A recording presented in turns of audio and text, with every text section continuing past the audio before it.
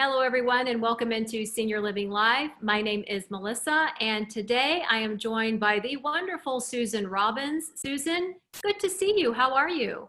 I am doing great. Thank you for asking. I hope you are too. I am doing great on this rainy afternoon, but you're bringing a little bit of sunshine to not only my life, but to, I hope, a few others who will be watching this as we preview your upcoming webinar that we will see September 29th at 3:00 p.m. Eastern Time, Dementia or Normal Aging. And of course, there's a big difference between the two. Yes. When some of it may feel the same, and we're going to break that down in that webinar. We hope all of you can join us. You have a lot of great information, and you'll stick around in that webinar to answer everyone's questions. So you'll certainly want to join us September 29th at 3. Now, Susan, as we just said, we forget things, right? When we're kids, we forget our homework. When we are old enough to drive, we leave the car keys behind or we can't find them. So how do we know that this is normal as opposed to maybe what's not so normal? Well, normal aging, you do forget things, like you said when you were a kid, but you also forget things all through life. Many of us have left our sunglasses on top of our head and we're looking for them. And when you find them in your earlier years in life, you kind of laugh it off and it's a little embarrassing, but not a big deal. But as we age, sometimes that creates fear because the stigma that's attached to having any type of dementia, Alzheimer's being the most common. But I'm fearful, but I'm going to relieve that. It's normal aging. We do forget things. We're busy. It's like walking around looking for your keys. We've all done it, and they're right there in your hand. Or you've looked in your purse. Those are normal aging processes. As we do age, when is it becoming more of a problem? When should we start to become concerned? Well, one of the things is use the same two examples, sunglasses on my head. But if I point it out or a loved one points out, well, they're on your head. Well, I know that. I was just seeing if you were paying attention. It becomes more of the response as opposed to, oh, I can't believe I did that. It's the reaction from the person is a sign that something's not quite right. Did I really get mad? I know my keys are in my hand. I was just seeing if you were paying any attention.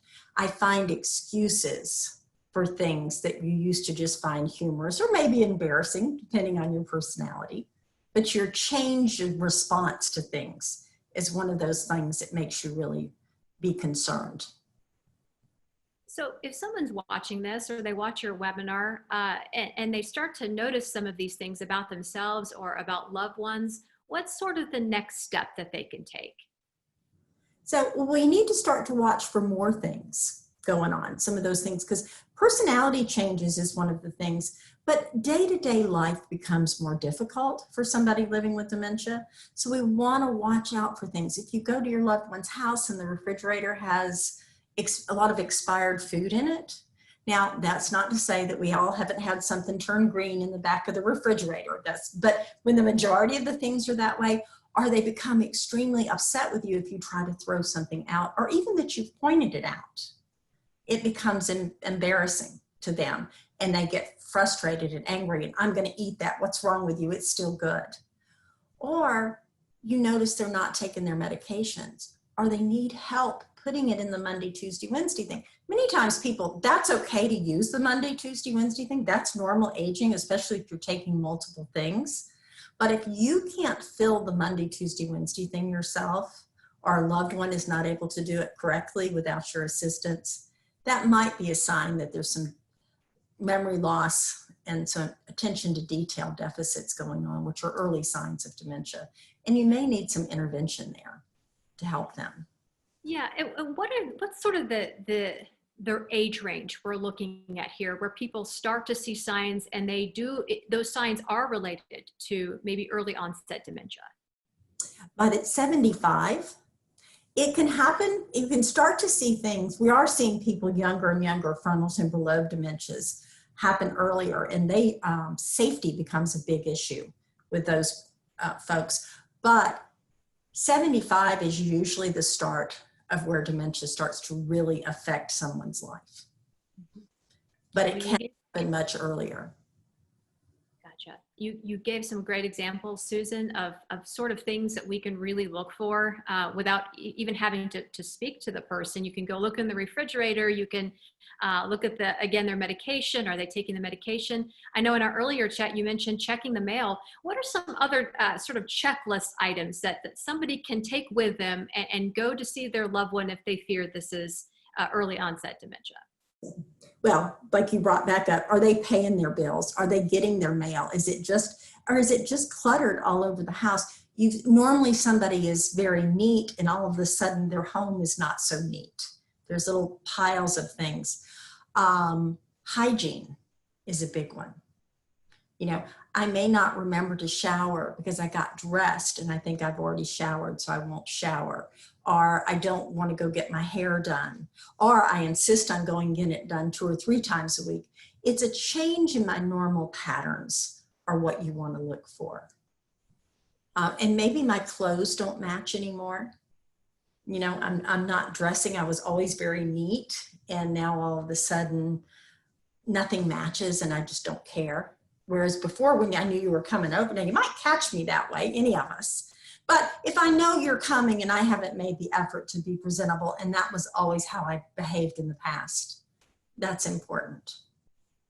And very short-tempered when you ask questions. I can become very overwhelmed easily and become agitated when that happens. That's a great checklist. I mean, you gave so far, you've given at least 5 things that you can start to look for with a loved one. So if you start to notice that you're checking all the boxes here, what are some solutions that you could implement literally right now? Well, you want to look at keeping that person safe to start with. So you're going to have to help them, but you need to be their friend, not their boss. Because it's a checklist for you, but if you go in with a checklist for them, it's going to create agitation and frustration. They need more oversight at this point. Many times finding, an assisted living where they're living with more people, there's hands-on care, meals are being prepared, medications are taken care of. And then when you have your time with them, it can be spent in a calmer, enjoyable way instead of you having to work on that checklist to do things to help them. But in the home, in the immediate, is not to argue with somebody with dementia. If you notice all those things in the refrigerator, what you need to do is go to the grocery store and bring some healthy things in and replace them quietly, not just go in, you can't eat this, you can't eat this. Because no adult likes to be corrected.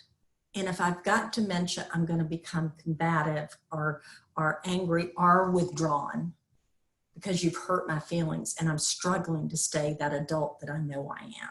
And that adult is still in there. I don't lose my feelings and my emotions. You made one little point there in that answer, and that was perhaps looking at a community or a place where someone can help. When is it time to start looking for outside help, Susan? Before a crisis happens, before mom doesn't take her medicine, before she gets lost and goes outside or has an argument with a neighbor because of the dementia and not putting things together. You want your loved ones safe. And it's much easier to transition to assisted living with other people that are your cognitive peers. Because in the early stages of dementia, you can make deep friendships.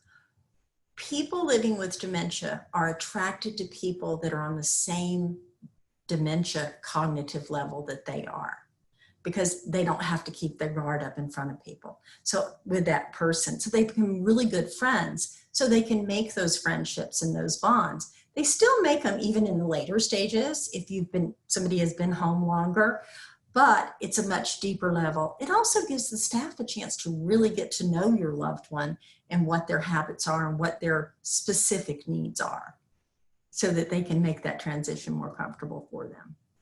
Sure. And again, all of this is a preview for more of what's to come with your webinar, September 29th, Susan Robbins. You will be our guest speaker, 3 o'clock Eastern time. And again, if you're joining us for that webinar, Susan will be available to answer all of your questions.